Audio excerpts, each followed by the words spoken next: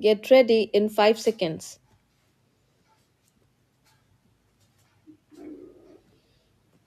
Start. Since independence, India has acquired considerable experience in prevention and control of both communicable and non communicable diseases. While we could successfully eradicate many deadly diseases like smallpox and guinea worm, and are on the verge of eliminating leprosy, we are now facing the problem of resurgence of serious communicable diseases like malaria and tuberculosis. While we thought that we had eradicated malaria from the country, it has now come back in a highly virulent form in the country. It has now come back in a highly virulent form in some areas here, almost fatal.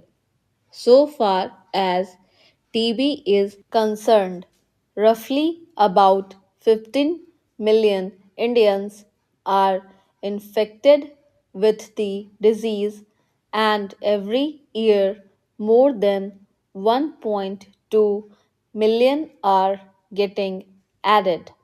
Hundreds of thousands die of TB each year.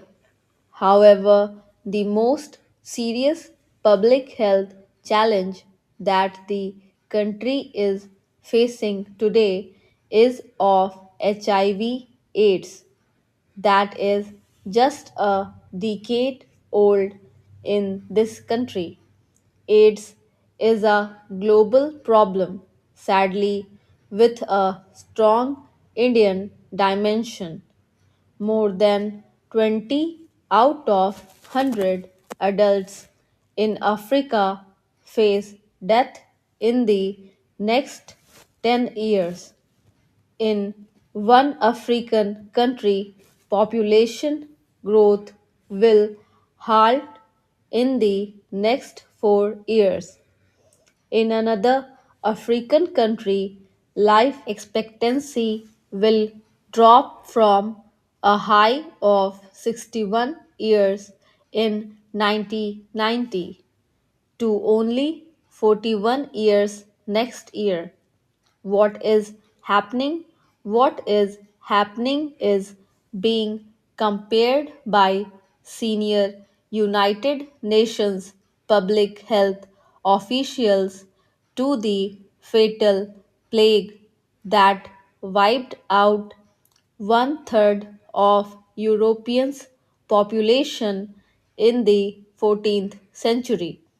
According to the South African government, 14% of their population of 32 million is infected with HIV, which leads to AIDS and death, and 1500 more are daily diagnosed with the virus. President Nelson Mandela has earlier this month said although AIDS has been a part of our lives for 15 years or more, we have kept silent about its true presence in our midst, adding, we have too often spoken of it as someone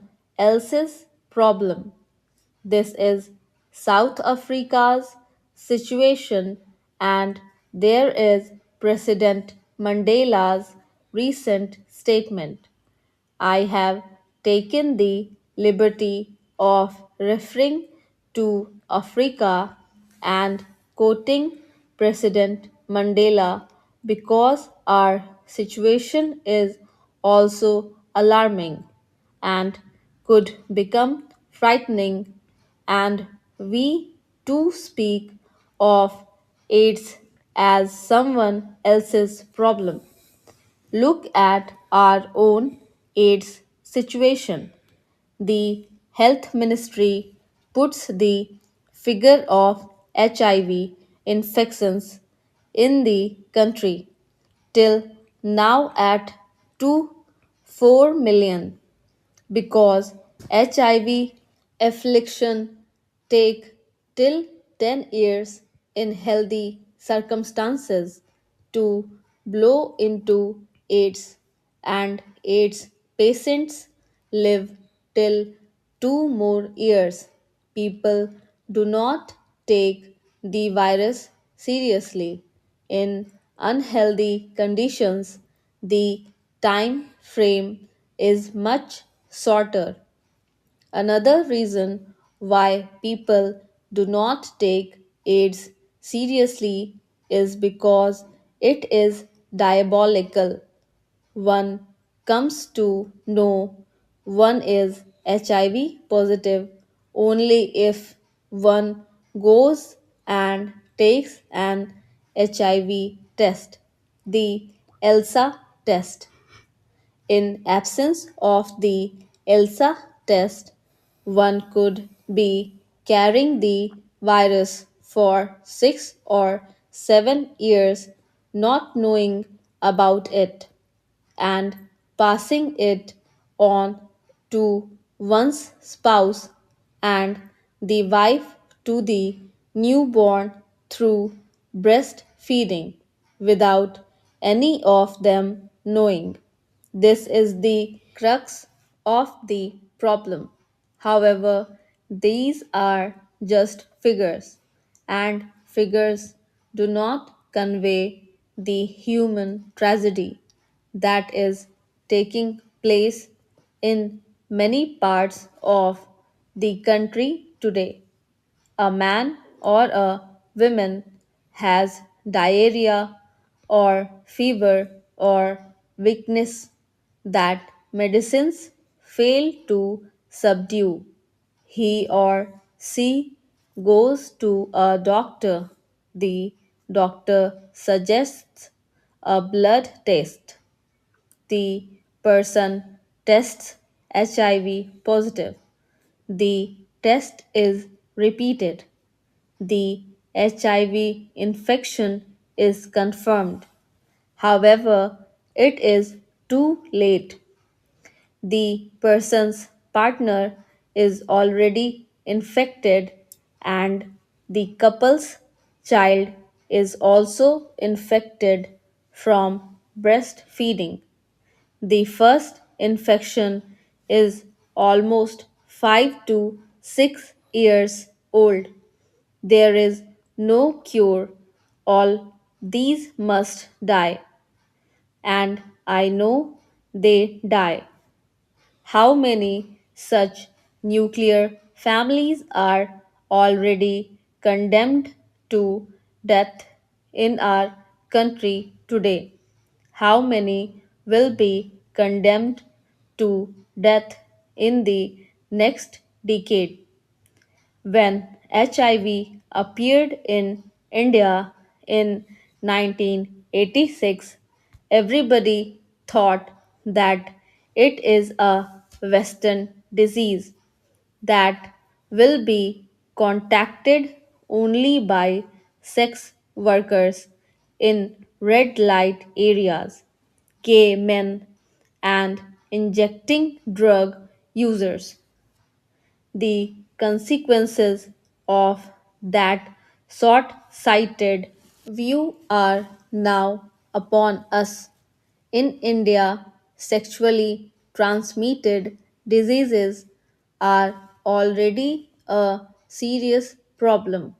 And what is significant, nearly 40% of such diseases occur in the middle class segment of our population.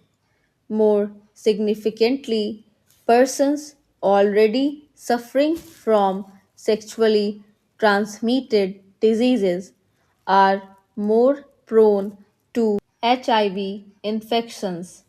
What will this catastrophe mean to business and industry in, say, the year 2005, since the HIV/AIDS affliction is mostly in the productive age group of 18 to 40?